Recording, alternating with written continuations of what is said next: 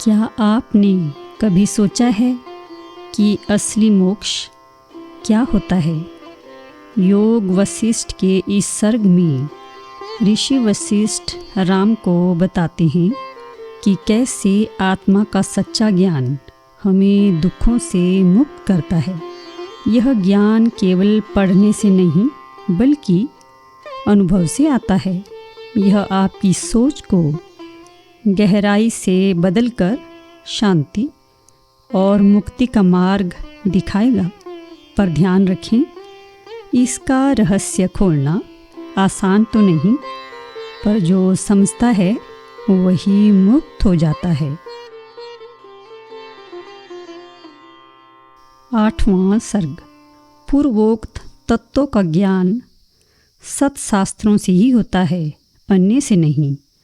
सत्शास्त्रों में भी यह ग्रंथ तुरंत फलदायक है। यह कथन श्री वशिष्ठ जी ने वक्ष्यामि युक्तितः ऐसी पहले जो प्रतिज्ञा की थी, उसी को श्री रामचंद्र जी पूछते हैं।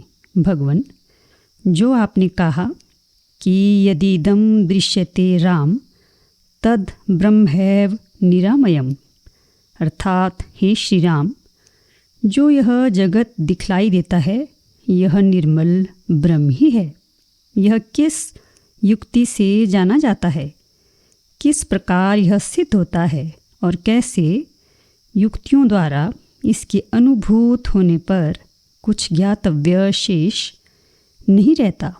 श्री वशिष्ठ जी ने कहा, वत्स श्री राम जी, यह मिथ्या ज्ञान रूपी विसूचिका चिरकाल से बद्धमूल है। इसी का नाम जगत और अविचार है।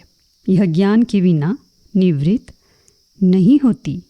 मैं आपसे बोध की प्राप्ति के लिए आगे कही जाने वाली जिन विविध आख्यायिकाओं को कहूँगा, हे साधो, उनको यदि आप सुनेंगे तो आप अवश्य मुक्त हो जाएंगे, इसमें संशय नहीं है।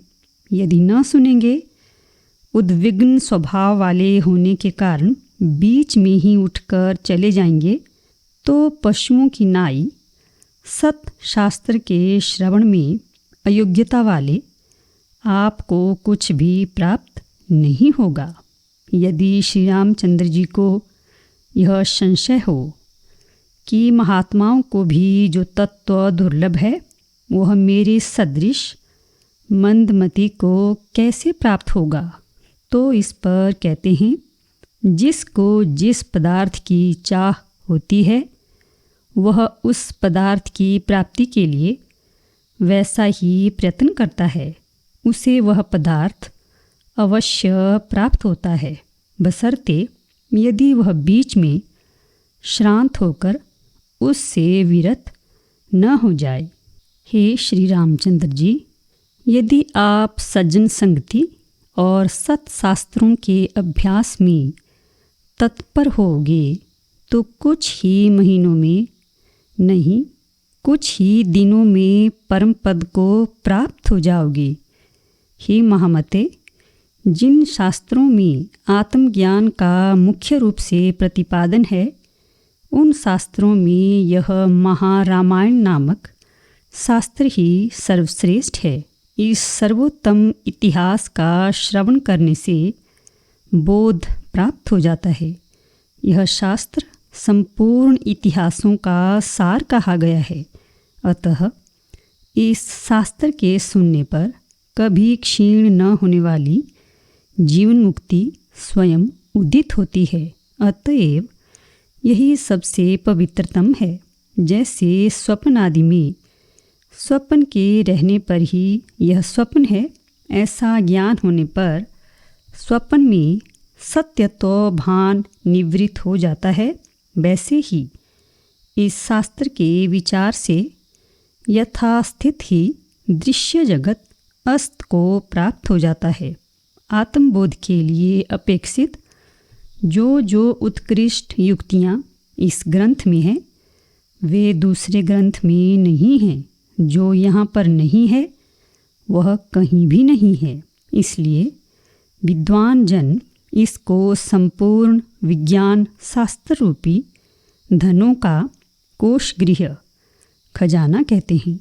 जो पुरुष नित्य इसका श्रवण करता है, उस उत्कृष्ट बुद्धि वाले पुरुष की बुद्धि अन्य ग्रंथों के अभ्यास से उत्पन्न बोध की अपेक्षा उत्कृष्ट बोध को प्राप्त होती है। इसमें कोई संदेह नहीं है।